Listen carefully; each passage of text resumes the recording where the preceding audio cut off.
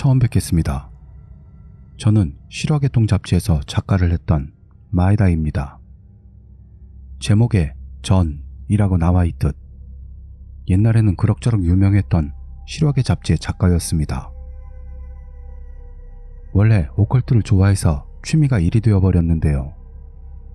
우여곡절 끝에 실화개통 잡지 쪽으로 가게 됐는데 여러 일도 있고 해서 이 세계와는 확실히 인연을 끊고 지금은 자유기고가로 생계를 이어나가고 있습니다. 그런 실화개통 잡지 작가를 하던 시절에 심령 쪽 자료를 가져오라는 편집장의 명을 받아 취재한 이야기가 있는데요. 유감스럽게도 사장돼서 잡지에 게재할 수는 없었습니다. 하지만 사장된 소재를 그대로 두는 것도 좀 그래서 이 자리를 빌려 세상에 내놓을까 생각한 참입니다. 사장된 이야기라는 전제를 두고 있기 때문에 그다지 내용에는 기대하지 마시고 가볍게 들어주신다면 좋겠습니다. 현재 한간을 떨썩하게 만들고 있는 여성을 향한 성적 가해 문제. 선배 괜인을 위해 후배 괜인이 여성들을 성관계 목적으로 술자리에 참석시킨 일 등이 세상을 떠들썩하게 만들고 있습니다. 그런 이야기는 빙산의 일각으로 실제로는 거의 모든 여성이 울며 겨자 먹기로 잠자리 드는 경우가 대부분이라고 볼 수 있죠. 제가 이 이야기를 들었던 10수년 전에는 피해 여성이 목소리를 내는 것조차도 하지 못했던 그런 시대였습니다만 그걸 역이용해 어느 예능 프로덕션 남자가 여성들을 먹잇감으로 삼았던 것입니다. 그 남자의 이름은 시가사키였고 표면적으로는 예능 프로덕션의 스카우터를 자칭하고 있었는데요. 실제로는 폭력조직 지칼의 반달 집단에 속한 남자였습니다. 이 시가사키라는 남자는 여자들을 모델이나 탤런트를 빌미로 스카웃을 하는데 제대로 된 모델이나 탤런트로 양성할 이유도 없고 성매매업소나 AV 업계에다 넣고 여성들을 타락시키는 겁니다. 수법은 매우 비열해서 연예인과의 술자리라고 칭하고 밑밥을 깔아놓는 것은 좋습니다만 술에다 수면제를 넣어 여성들을 말 못하는 장난감을 만들어버립니다. 그리고 여성을 농락하는데 그 사람들 중에는 TV에서도 볼 수 있을 정도의 연예인들도 그 자리에 있었다는 정보도 있었습니다. 예능계와 뒷세계의 연결고리라는 건 그다지 놀랍지도 않은 일이겠습니다만 그런 짓을 하는 유명인들도 적지 않다는 걸 말해두죠. 시가사키 자신은 그런 비열한 방법으로 여성을 마음껏 농락한 뒤 그 모습을 촬영한 비디오를 미끼로 여성을 위협하여 아까 말한 것과 같은 업계에 보내는 비즈니스를 아무렇지도 않게 하고 있었습니다. 그것만으로는 만족하지 못하고 시가사키는 반달 집단의 패거리들을 이용해 야심한 밤 인적 없는 곳에 있는 커플을 찾아내 폭행하고 남자의 눈앞에서 여자를 능욕하는 행위도 하고 있었던 겁니다. 시가사키라는 남자의 본질은 악 그 자체였고 선천적인 폭력성이 가득 차 있었다고 해도 과언이 아닙니다. 실제로 시가사키를 만난 적도 있었는데요. 한편으론 인격자를 가장하고 있었으면서도 결국이라고 할까요? 어딘가에서 스며나오는 광기가 엿보였던 걸 기억하고 있습니다. 그것뿐만이 아니라 시가사키라는 남자는 굉장히 교활해서 못된 꾀를 부리는 인간이었습니다. 또 위험에 대한 후각이 남달리 뛰어난 곳이 있었고요. 예를 들면 경찰의 가택 수사라든가 그런 것을 사전에 감지한 능력이 있었습니다. 그런 의미에서도 짐승 같은 남자라고 표현하는 게 적절할까 싶기도 합니다. 그는 본능대로 행동하는 듯한 곳이 많이 있었습니다. 그런 시가사키입니다만 먼저 결론부터 말씀드리자면 이미 이 세상 사람은 아닙니다. 그는 살해당했습니다. 이 이야기는 그 반달 집단 중 한 사람인 시가사키의 마지막 순간까지 함께 있었다는 남자에게서 직접 들었던 이야기가 되겠습니다. 그날 시가사키는 후배 둘을 데리고 언제나처럼 커플을 찾아다녔습니다. 후에 증인이 된 남자를 후배 A라고 할까요? 남의 소중한 걸 눈앞에서 빼앗는 순간이 제일 즐겁다. A 말로는 시가사키 생전에 입버릇이었다고 합니다만 그 말대로 평소부터 범행에 흥미를 느끼고 있었다고 합니다. 그날은 1시간 정도를 차로 돌며 사냥감을 찾아봤지만 좀처럼 찾을 수가 없었답니다. 차를 운전하고 있던 A는 시가사키의 명령으로 외곽의 캠프장 부근을 목표로 했습니다. 아무래도 시가사키는 캠프장에 와 있는 커플을 노릴 예정이었던 것 같습니다. 도심에서 고속도로로 올라타 1시간 정도를 달려 모 캠프장 근처까지 도착했습니다.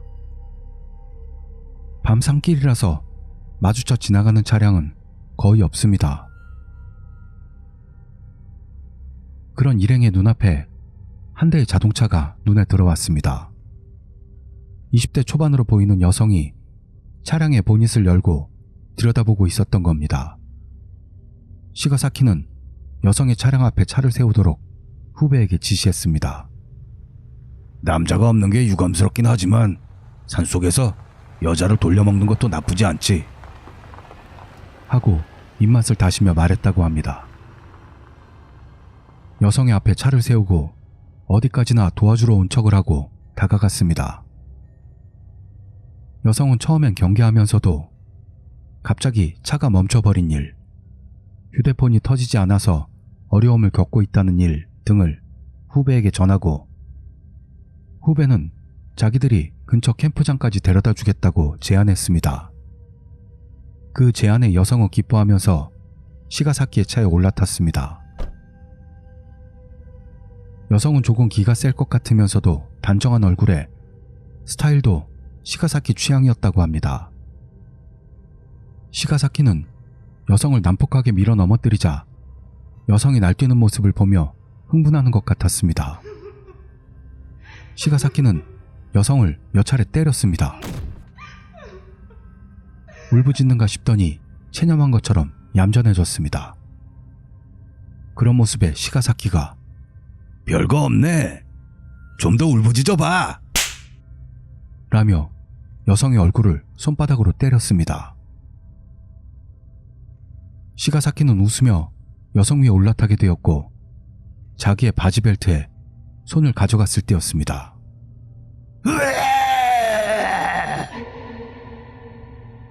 시가사키가 절규에 가까운 비명을 질렀습니다. 놀란 후배 둘이 시가사키를 봤더니 자기 배를 움켜쥐고 쓰러지기 직전이었습니다. 후배 A가 차 안에 불을 켜니 여성이 웃으면서 칼을 쥐고 시가사키를 찌르고 있었던 겁니다. 위에 올라탄 시가사키를 밑에서 몇 번이고 칼로 찔러대자 견디지 못한 시가사키는 차 밖으로 뛰어나갔습니다. 또 다른 후배가 여성을 붙잡으려 했지만 여자는 지체 없이 후배의 목덜미를 한번 찔렀습니다. 여성이 칼을 빼자 찔렀던 후배의 목덜미에서 분수처럼 피가 솟구쳤습니다. 후배는 뿜어나오는 피를 양손으로 막으면서 조수석 문으로 차 밖으로 나와 도망쳤습니다. 여성은 운전석에 있는 후배 A에게도 덤벼들었고 칼을 막으려고 손을 내밀었을 때 오른손 검지와 중지가 잘려나갔습니다.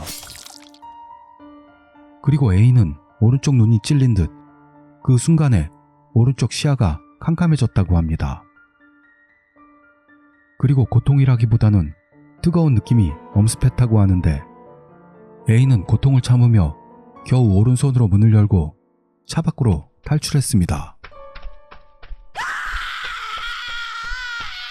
여성은 계속해서 괴성을 지르면서 차에서 내리더니 몸부림치며 괴로워하는 시가사키를 계속해서 칼로 찔렀습니다만 죽었는지 시가사키는 꼼짝도 하지 않게 되었습니다. A는 시가사키가 움직이지 않는 것을 보고 그 자리에서 달아나려고 달리기 시작했는데 깔깔거리고 웃으며 쫓아오는 여성에게 등을 찔렸고 여성과 몸싸움을 벌인 결과 가드레일에서 벼랑 아래로 떨어지고 말았습니다.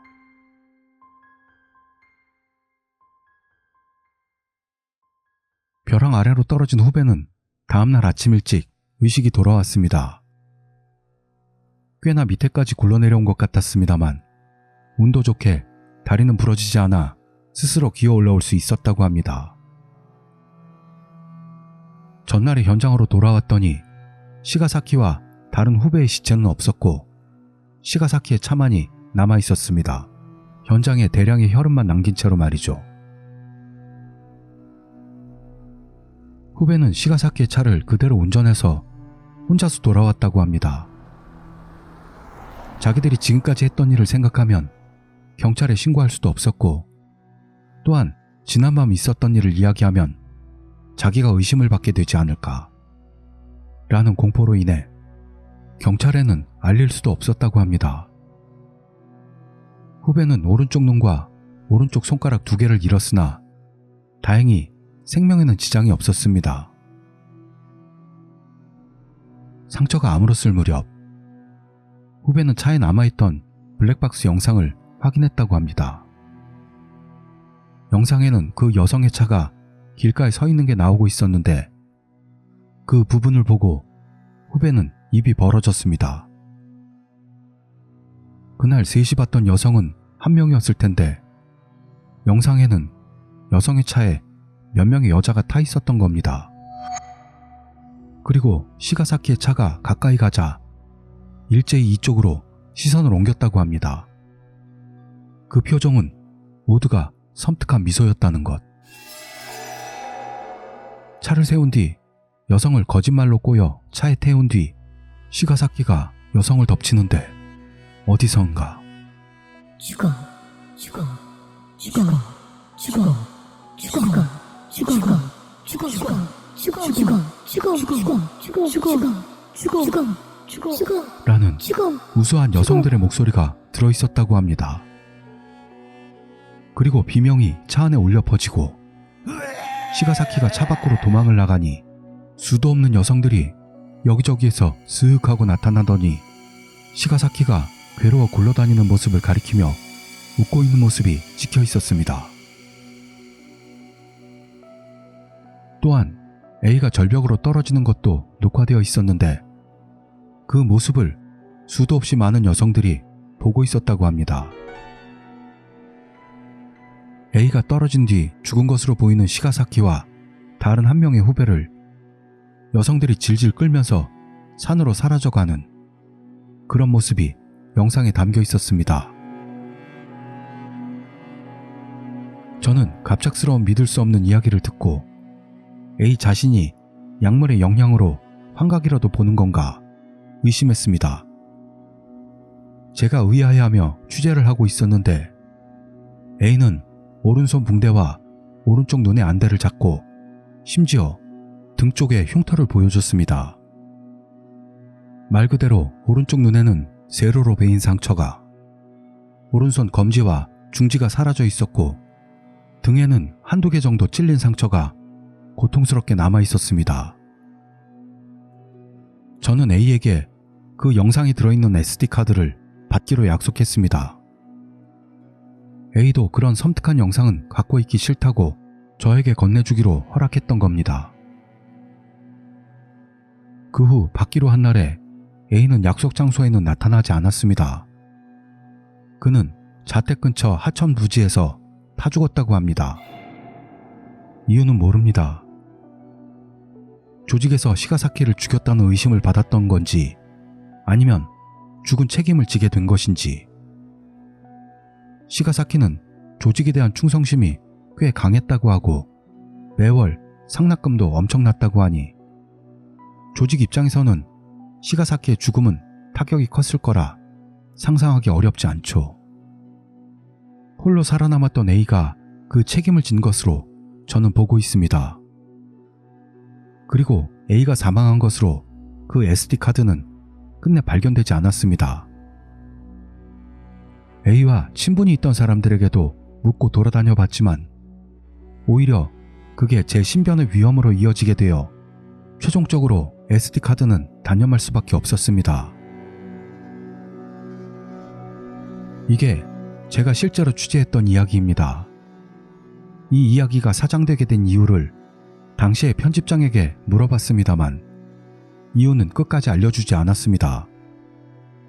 다만 제가 상상하기로는 물증이 될 SD카드를 입수하지 못했던 것, 그리고 시가사키 관련으로 제 신변의 위험이 닥쳤던 것, 아마 기사 내용을 사전에 감지한 조직이 압력을 가해왔던 건 아닐까라고 생각하고 있습니다. 처음에 말씀드렸던 것처럼 제 속에서 이것을 사장시켜 어둠에 묻어버릴 수가 없어서 공양으로 투하한 바입니다. 끝까지 함께 해주셔서 감사드립니다.